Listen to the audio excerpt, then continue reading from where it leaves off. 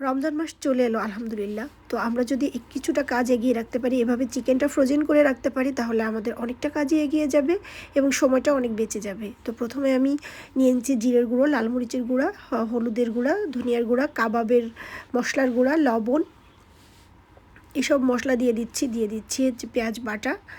তো সব মশলাগুলো একত্রে করে মিশিয়ে নেব। দিয়ে দিচ্ছি আদা বাটা, রসুন বাটা। তো এগুলো মশলা দিয়ে আমি দিয়ে দিচ্ছি এই যে তেল। তো একদমই ভালো করে মিক্সড করে সব মশলাগুলো একসাথে সুন্দরভাবে মাখিয়ে নিতে হবে। তো আমি আরেকটু তেল দিয়ে দিলাম, আমার কাছে একটু তেল কম মনে হলো, তো আরেকটু দিয়ে আমি খুব ভালোভাবে মিশিয়ে আমি আগে থেকে চিকেনগুলো কেটে ধুয়ে পানি ঝরিয়ে নিয়েছি, তো ওগুলো দিয়ে দিচ্ছি। তার আগে আমি দিয়ে দেবো একটু কর্নফ্লাওয়ার ওই মশলার ভিতর দিয়ে খুব ভালোভাবে আবারও মিশিয়ে নিতে হবে। তো খুব ভালোভাবে যখন মেশানো হয়ে যাবে তখন আমি দিয়ে দেবো ওই চিকেনগুলো। দিয়ে এই চিকেনটাও আমি বেশ কিছুক্ষণ ধরে হাতে মাখিয়ে নেব।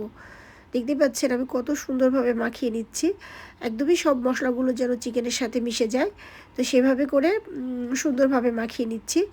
তো এখন আমি দিয়ে দিচ্ছি একটা ডিমটা এ কারণেই দিচ্ছি কারণ আমি এটাকে ব্রেড ক্রাম্ব ব্যবহার করব, যাতে করে ওগুলো সুন্দরভাবে লেগে থাকে চিকেনের সাথে। আর দিয়ে দিচ্ছি লেবু রস, আমি 2 স্লাইস লেবু রস দিয়েছি।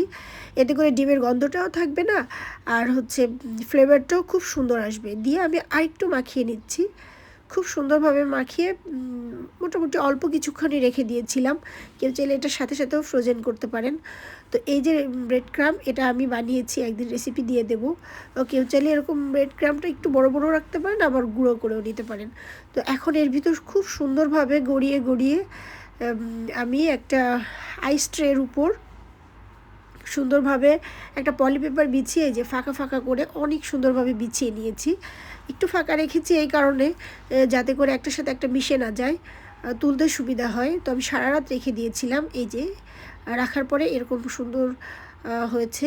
আর পরিবারের ছোট সদস্য যখন রোজা থাকে তখন তার প্লেটে যখন একটা চিকেন ফ্রাই বা চিকেন এরকম ললিপপ যায়, তখন কিন্তু সে অনেক খুশি হয়ে যায় ইফতারির সময়। তো এগুলো আমি এখন সুন্দর করে একটা বক্সে ভরে রেখে দিচ্ছি, দেখতেই পাচ্ছেন। এখন একটা পর একটা দিলেও আর লাগবে না, যেহেতু এটি ফ্রোজেন করা হয়েছে। তো এই তো খুব সুন্দরভাবে এরকম দিয়ে আমি একদমই আটকিয়ে দিয়েছি। আটকিয়ে এখন আমি এটা ফ্রিজে রেখে দেব 1 মাস পর্যন্ত। খুব নিশ্চিন্তে যখনই এটা খাওয়া হবে, খাওয়ার জন্য বের করবেন 10-15 মিনিট কিংবা 20 মিনিট আগে বের করে রেখে একটু নর্মাল করে জাস্ট শুধু তেলে ভেজে নেবেন, একটু অল্প আঁচে, খুব সুন্দরভাবে। দেখতেই পাচ্ছেন।